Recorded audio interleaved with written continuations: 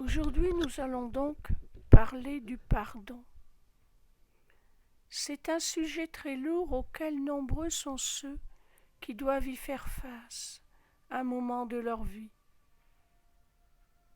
Parfois, on arrive à donner le pardon facilement et puis d'autres fois pas.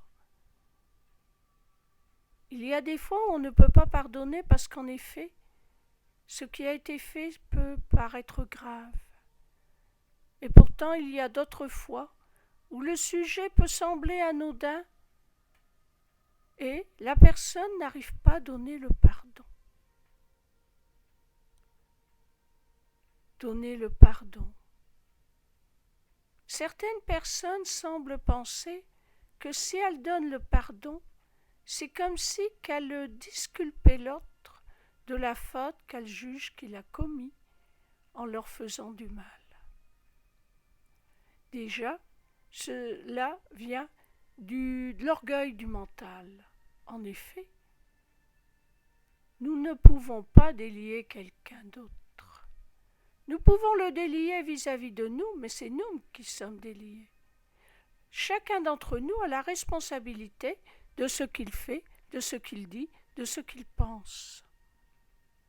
Chacun d'entre nous est le seul responsable de sa vie.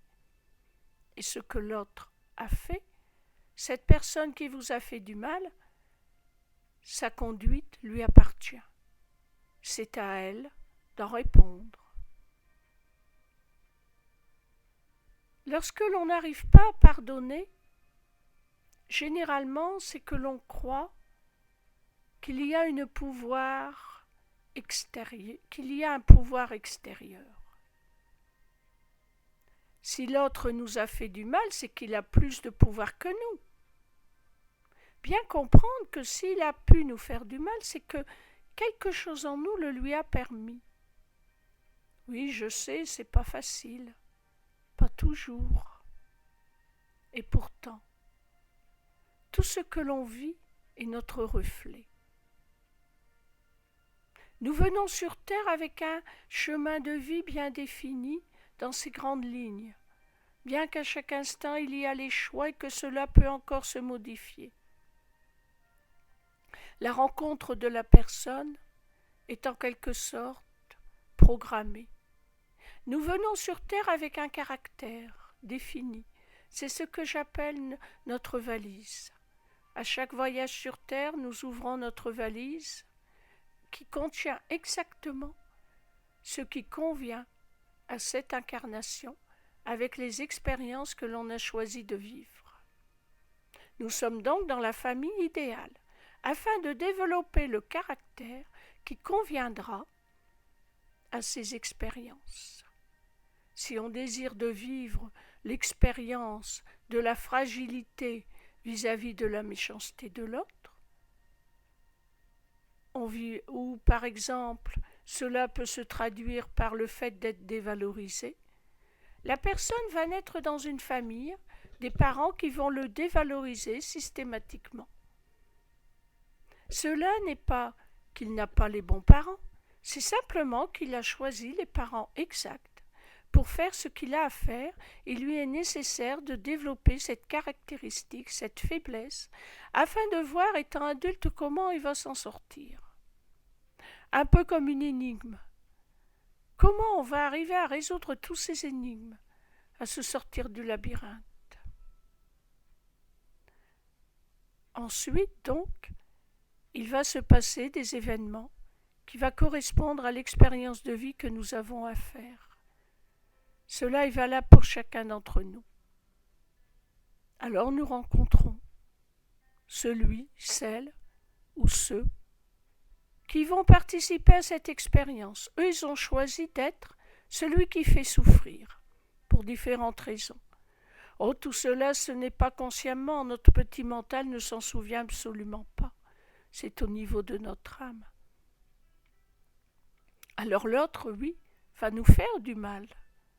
Mais c'est simplement parce que c'est ce que nous avons à apprendre, à expérimenter afin de nous libérer. Ce que fait l'autre lui appartient, et la façon dont il se libérera de cette tendance à nuire à l'autre lui appartient aussi. Il pourra y arriver rapidement ou lentement, cela ne nous regarde pas. Par contre, nous avons à nous libérer de cette faiblesse qui nous a mis dans cette condition où on donnait pouvoir à quelqu'un de nous nuire, de nous peiner, parfois très profondément. Désirer donner le pardon est déjà important, même si on n'y arrive pas, avoir au moins ce désir. Car tant que l'on n'a pas pardonné, que l'on garde cela en soi, eh bien on va ramener d'autres circonstances similaires. Je cite souvent cet exemple d'une amie que j'ai qui a vécu pendant de très nombreuses années, presque 30 ans je crois, avec un homme qu'elle a découvert qu'il était manipulateur. Elle a dit « Mon mari est manipulateur ». Et le divorce est arrivé. Elle avait beaucoup de souffrance en elle, accumulée tout au long de ces années de vie commune, et aussi par la façon dont la séparation s'est passée. Et elle disait « C'est mon mari, c'est de sa faute, il est manipulateur ». Elle était la victime.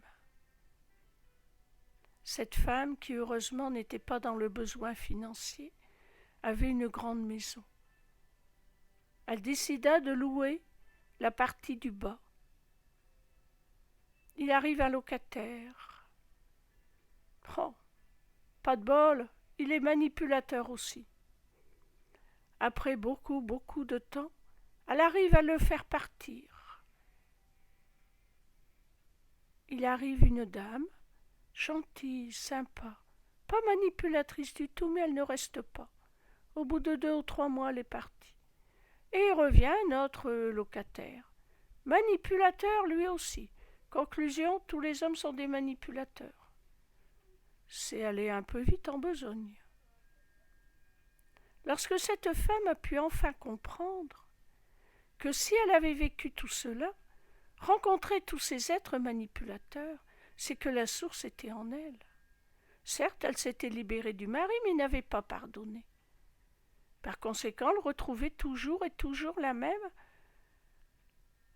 condition de vie, sous des formes différentes, puisqu'elle ne désirait pas se remarier, elle rencontrait des locataires.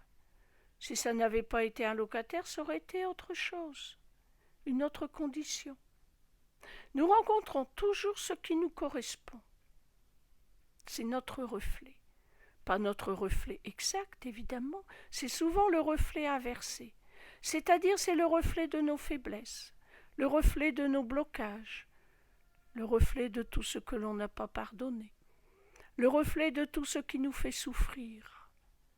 À chaque fois que l'on dit « ça je ne peux pas le supporter », on est sûr que cela va arriver. Tôt ou tard, cela sera sur notre route. Pourquoi donc? Pourquoi cette loi de l'attraction, comme elle l'appelle? Pour nous faire souffrir, nous rendre malheureux? Absolument pas.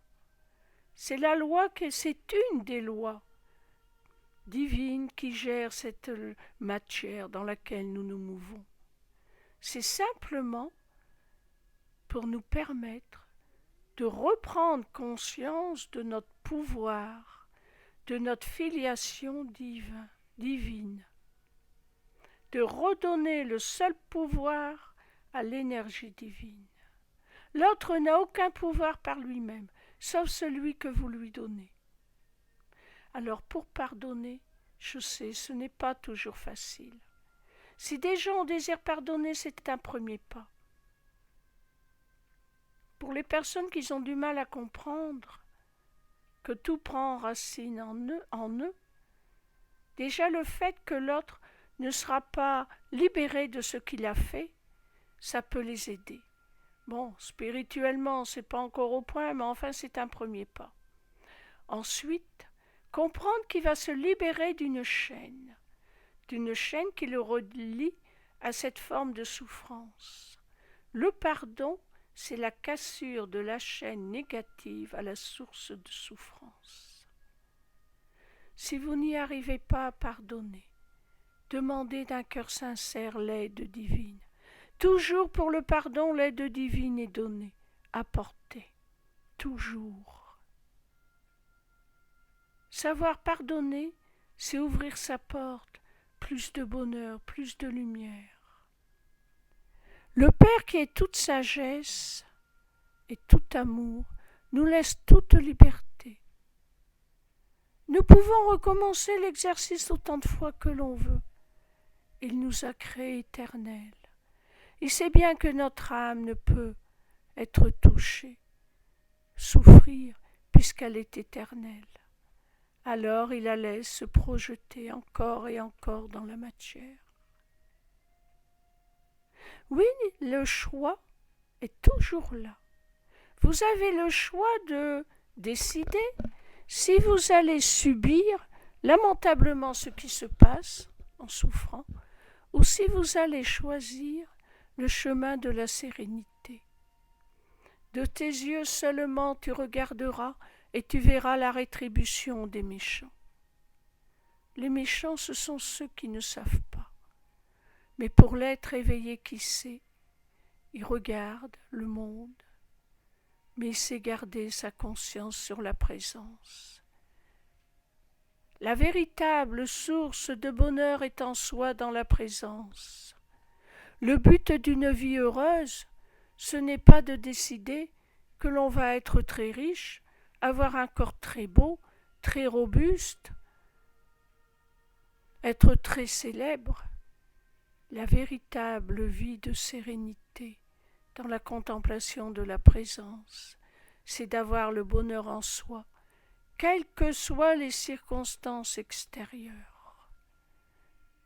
Alors là, l'être qui repart en étant arrivé à cet état de conscience est reçu à son examen, si je peux dire.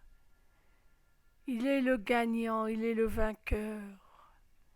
Il a compris, il a vécu, expérimenté que tout ce qui se passe dans la matière n'est qu'illusion, sans pouvoir, que le seul pouvoir est divin, que le seul pouvoir prend sa source en soi.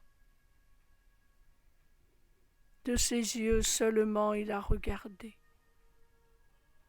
Il a vu ceux qui ne savaient pas continuer leur expérience de souffrance, et lui, il était rassasié de longs jours. Il était béni des dieux, les anges le préservaient. Il était heureux à chaque instant du jour et de la nuit. Chacun d'entre nous est prévu et destiné à être cet être. Cela peut se faire maintenant. Acceptons d'ouvrir notre conscience à la présence en toute humilité.